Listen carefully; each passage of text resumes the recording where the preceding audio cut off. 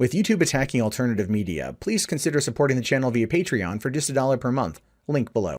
Hey, what's going on, everybody? My name is Matt Jarbo. This is the Mundane Matt channel, and earlier today, an event happened. An event that kind of came out of nowhere, but then took the gaming scene by storm for roughly 1/2 hour, and that is BullyHunters. Now, this first popped up like 2 days ago. They announced a live stream at 7 p.m. EST, 4 p.m. Pacific Standard on the 12th of April, 2018 on Twitch TV. This is going to be a big event, a way to fight back against online bullying in video games. And listen, at first glance, it's not something I'm wholly against. There's a lot of chucklefucks in gaming, a lot of douchebags. And if there's a way to get them to maybe be a little nicer, that's something I feel is worth exploring. This, on the other hand, came across as just instantaneously edgy, like too edgy for me sort of thing. Take a look here at the image you see. This is the avatar that they were asking people to download and make their Twitter avatar and their Facebook profile pic as a way to show solidarity for saying this is not a game. When in essence, it was quite literally just a 30-minute live stream of people playing a game with some really lame psychos analysis going on in the interim.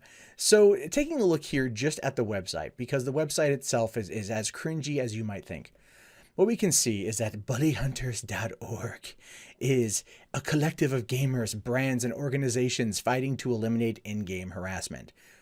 Which, okay, fine, these sort of things tend to happen. Except I don't really know if it's really a collection of gamers or brands or organizations, considering that, quite frankly, none of those are really listed here because it's meant to be an anonymous thing. BullyHunters is meant to be kind of like an anonymous calling for help in a game if you're being harassed. I kind of likened it to like the Uber drivers of in-game harassment. You hit a button, one of them pops up, gets rid of your problem, so to speak. Now, coming down here, it says that 21 million female gamers have experienced sex-based taunting, harassment, or threats while playing video games while online. And look, I don't know how true that number is, but even one is too many. Same goes when dealing with men getting a lot of the same stuff. And we know that because there are more men that play these games than females, we know that the harassment level is higher against men. Studies have proven that, but this is exclusively female, is what they're talking about here. Now it says, and while many brave gamers have been fighting this toxic behavior on their own, it continues to plague the gaming community. The BullyHunters started as a pro group of female gamers who came together to disrupt the status quo, forming a vigilante in-game hit squad with one simple mission: to beat bullies at their own game. What started as a small team has become a global tool to connect victims of bullying with elite gamers who can come to their defense in real time. We invite all gamers who want to stand up to harassment to join us as a bully hunter and help bring an end to toxic behavior. So I don't quite know if anyone out there who actually deals with online bullying and deals with cyber trolling and cyber harassment would ever fully embrace the concept of forming a vigilante in-game hit squad. It does sound a little bit authoritarian. And also the basis for evidence that they use is just terrible. It's just terrible. Now we can jump over here to kind of get more of an idea. And it says that 63% of women polled report being harassed online. And again, that's most people I think would report like harassment in some form while online, but you never get the full stats for those things. It says this is a problem larger than you could have ever imagined. To help you understand the scale, we've collected data from top credible sources around the world. Scroll down and click on the links to find out more. Now, outside of just having an utterly terrible font, take a look at this logo in the top left corner. Is it like an ankh, but with crosshairs? I mean, I understand that it's meant to be like a female crosshair. I get that. But it looks like something you would be branded with. It looks like something this is going to end up being a cult. So, proceed with caution, so to speak. Now you can come down here and see that you get a little bit of quotes here with, I've had people say, I know your IP address and I'm going to find you. I'm going to rape you. Yeah, I've had people say that to me too. And IP address stuff is scary. I get it. But it's not just one gender that gets it more than another. I think both get it I think everyone gets it, is what I'm trying to say. This is like one of those all lives matter situations. I think gaming culture in itself has driven women out. This is coming from an article in the New York Times from 2015. So again, gaming culture hasn't driven women out because more women now are gaming than ever before if you listen to certain people. Another one here saying, as soon as they know you're a girl, they try to target you and go after you. You know what? I'm not going to sit there and actually really dispute that one because I remember the early days of like SOCOM on the PS2. And if there was a girl on there and she said anything, it was instantaneously like, what up, girl? You know, but it wasn't like a sexual harassment thing. It was like, I just want to get your digits, which could be considered sexual harassment, but it wasn't like rape threats or anything. This one here, 63% of women polled report being harassed while gaming online. Comes from a Verge article from 2013 or 2012. Sorry. So it's a 6-year-old study, right? I would like to see more updated stats. I would.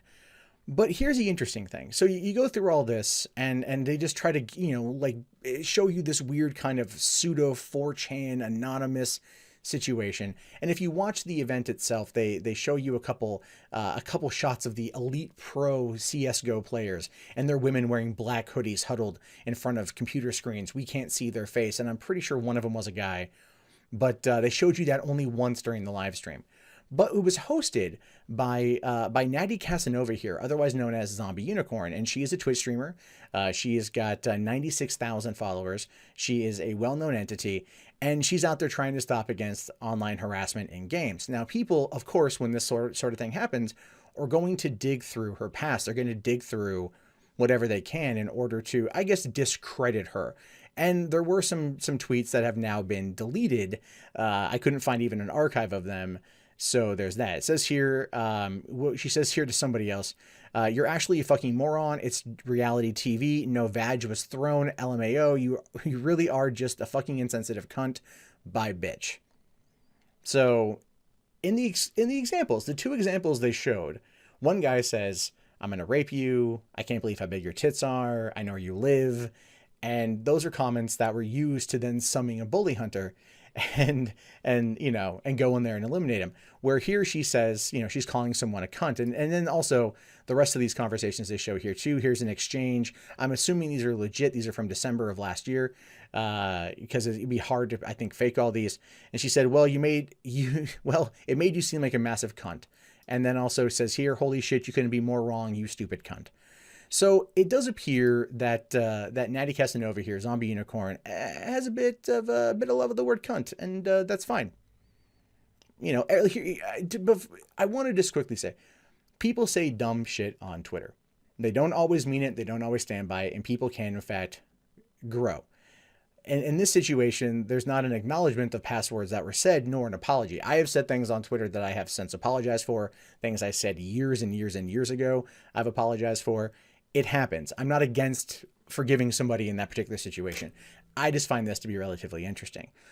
But there's another part of this I find to be interesting too, and that is kind of who's the backing of Bully Hunters, who's sponsoring the event. Well, according to the mediapost.com here in a publication today, it says FCB Chicago seeks to fight gaming bullies. FCB Chicago is enlisting its talent as part of a passion project to fight harassment in the video gaming world. FCB Chicago and its St. Louis-based sister agency New Honor Society are partnering with Steel Series, an esports and professional gaming group, to launch this movement. The Bully Hunters will also have the support of the National Coalition for Women and the Diverse Gaming Coalition. Starting Thursday, April 12th, the Bully Hunters movement invites harassed gamers to seek support from Bully Hunters and receive help from what the agency calls a vigilante hit squad of elite female gamers, and some men. Who will eliminate offenders from the popular game Counter-Strike Global Offensive through their outmatched talents. Victims can notify Bully Hunters via the site, or they can request a Bully Hunter as a friend through Steam and send them an IM asking for assistance. The Bully Hunters are notified and will then enter the game and begin working to beat the harasser out of the game. These gamers are doing an outreach for free and on their own time, as they strongly believe in ending sexual harassment and abuse in the popular game. Gamers who want to sign up can visit the website and go on from there. Now, if you watch the stream, you know that when they talked about, coming to the website, they pitched this thing down here, and that's this. That's a Steel Series Bully Hunter Special Edition headset that's coming soon. So SteelSeries is partnering with this organization, if not being the outright sponsor, and maybe working. I don't know if it's working, like if it's just a subsidiary of SteelSeries, like a project from within the company to promote their headsets to female gamers by using cyberbullying and cyber harassment as a way to push this initiative or to push this new product. Again, I have no idea, so that's all speculation. But it says proceeds will go to organizations who support victims of in-game harassment. Yeah, no real specifications for how much it costs. It's coming soon, so on and so forth. But that's BullyHunters in a nutshell. I think any rational, logical person will look at everything presented and go, yeah, this is a bit of a joke. This is not real. This is not legit. This is not anything that's going to amount to anything. In fact, they had, I think at the height of the first live stream, they had about 7,300 people watching, and the chat was quite literally cancer. And the reason why it was cancer is because no one was buying what they were selling. Not a single person. Everything felt scripted. It felt rehearsed, and it felt fake. It felt produced. It felt like watching an E3 2005 press conference, like the bad ones, complete with the internet being so terrible that it kept crashing out every couple seconds for the first few minutes. But here's the biggest part. They would talk. Zombie Unicorn would talk. The other girl there would talk. They'd bring in the psychologists from Northwestern University to talk. But when they had they stopped one of the psychologists mid sentence because they had a red alert. I mean, the whole stage turned red. I can't show you anything because they are apparently very protective over what they showed, and I don't want my video getting struck down. So they cut the lady off, and they went over. Oh, we have a bully hunter. Right. And they cut to a screen. It's a guy, and you hear him say things like, I'm going to rape you. I can't believe how big your tits are. I know where you live. Sounding very canned, very forced, very Ubisoft E3 press conference, Rainbow Six Siege edition, if you guys know what I'm talking about. And then, one girl sits there and goes, her name is like the Rose Thorn. She's like, I'm being harassed. And she goes and she IMs Bully Hunter 77. And Bully Hunter 77 comes in and then DMs her, who's the culprit? So she sends the message. And then they show Bully Hunter 77 sneak around to perform a knife kill on the bully. So in the middle of the match, inviting in a person. So this is just, again, they were acting like this is real, like this is legit, this is happening. It's not. It was all staged. It was all pre-scripted. They wanted to make it look as good as they can. I'm pretty sure the footage is already pre-recorded. They'd already gone through the matches to make sure they had the footage there, and they just had everyone kind of stage playing as a way to make it look realistic. It's like when you watch any kind of restaurant scene in a movie, and the sound makes you think that people are actually talking, but if you ever heard it just as they're shooting, it's actors in the background mouthing their words to another person without ever actually making a sound. This is the same concept. So they did that. But it gets even more interesting when you start looking into the Steam accounts. Now, if you take a look here, this was able to be popped up, and I'm not entirely too sure if this is 100%, but it seems like it. Looking at the user Bloodblink here, you can see the other names this player has played under. B, Bully Hunter 89, Bully Hunter 03, Bully Hunter 3, Bully Hunter 77, as I previously mentioned, and the Rose Thorn. So if this is true, it was not only was the harassed person, not even really playing the game at the time, but they also were the person they called in to get vengeance, right? But here's the really funny thing about this. Here's their entire vigilante in-game hit squad. So they come in. This is what they theorize. This is what they're showing. They come in the room.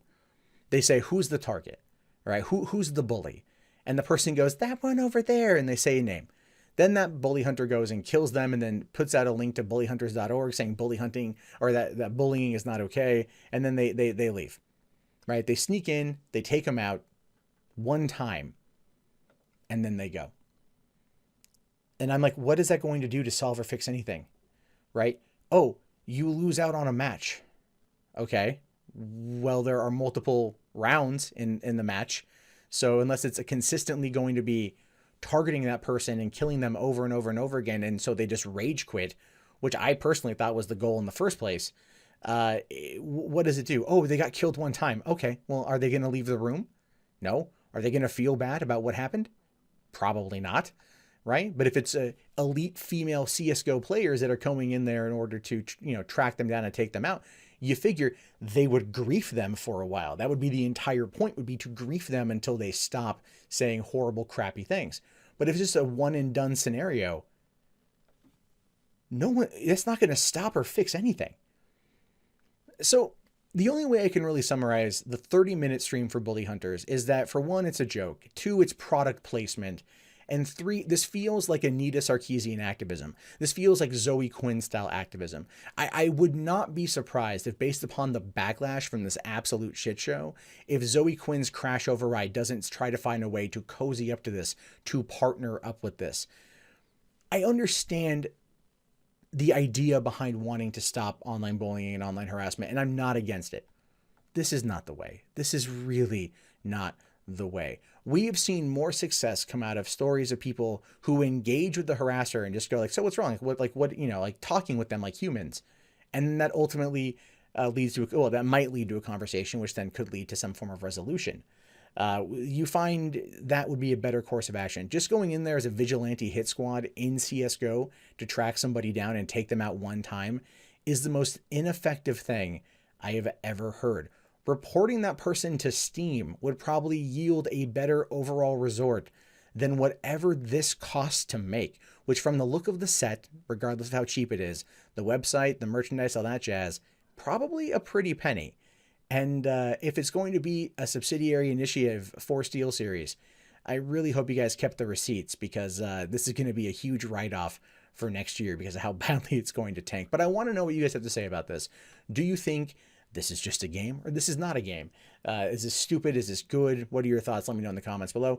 My name is, of course, Matt Jarbo. This has been the Mundane Matt channel. I'll talk to you guys later. Have yourself a great night, and peace out.